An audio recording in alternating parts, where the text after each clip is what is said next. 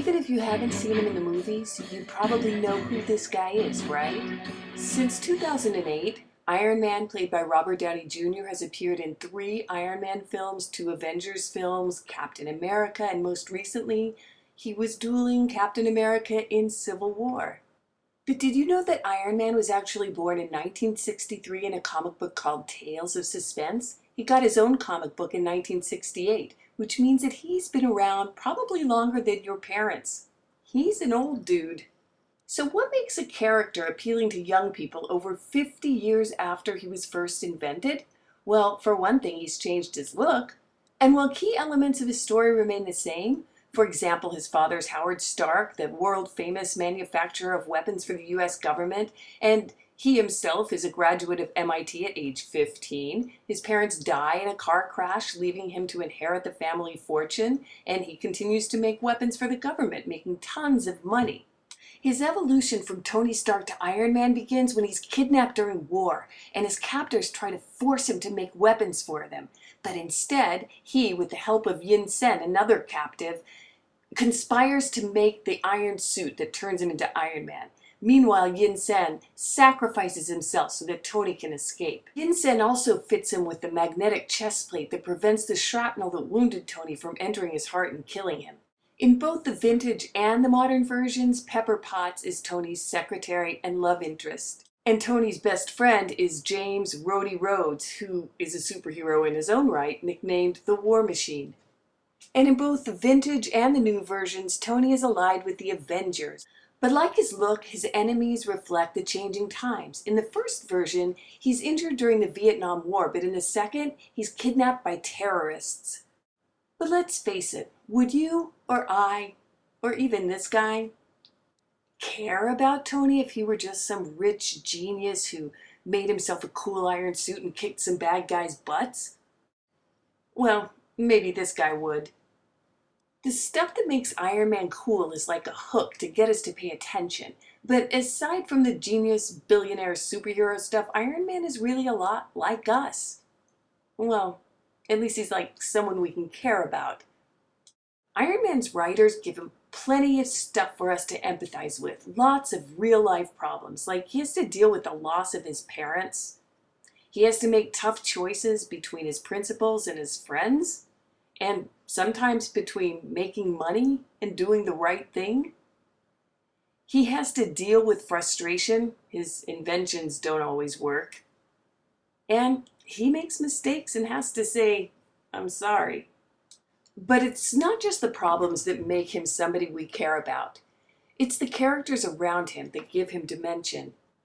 Although he can sometimes be arrogant, his demeanor is softened by his friendship with James Rhodey Rhodes. And his respect for and romance with Pepper Potts shows that he has a heart. His alliance with the Avengers shows that he has a conscience and that he's willing to work as a member of a team and not just for himself. As a member of the Avengers, he surprises everyone by risking his life to save New York City from a nuclear missile. And like the rest of us, Tony needs guidance. He thinks of his father or Yin Sen if he has an especially difficult moral dilemma or intellectual problem that he needs to solve. And of course, there are the villains. The villains force Tony to solve problems, to think on his feet, to come up with ever greater solutions in the face of frustration, and of course, to kick epic butt.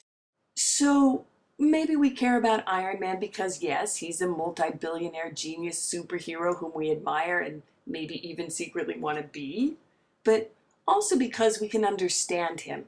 He entertains us, but he also makes us feel for him. In this class, we'll look at all kinds of characters. We'll look at heroes, the guys and gals who are the protagonists of their own stories.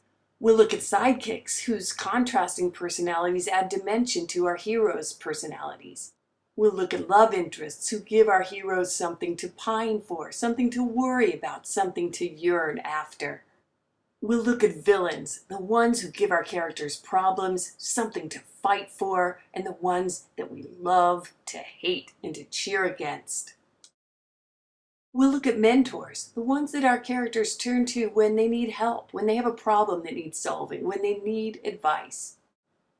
We'll look at some comic characters, those that make us laugh, and then we'll look at those characters who defy our Categorization. Are they anti-heroes? Are they tragic heroes, victims, villains, maybe all of the above?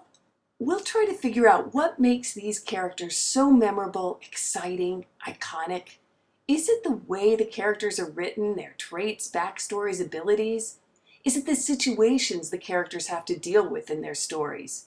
Is it our familiarity with the character, our sense that we know them or have gone through what they have to go through? Is it a villain's heinousness? A sidekick's sense of humor? A hero's heroism? A love interest's charm? Is it the actor or actress who portrays the character that makes that character so memorable? Or is it maybe a combination of all of these things that makes the character iconic? We'll consider how all of these factors play into how we experience great characters on the page, on the stage, and on the screen. We'll read, act, watch, discuss, and get to know some of the greatest characters in literature, film, and even comic strips.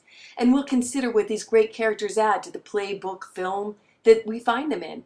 And we'll look at what they tell us about history and about the world we live in. So are you ready? Let's get started. Amazing armor. Amazing armor.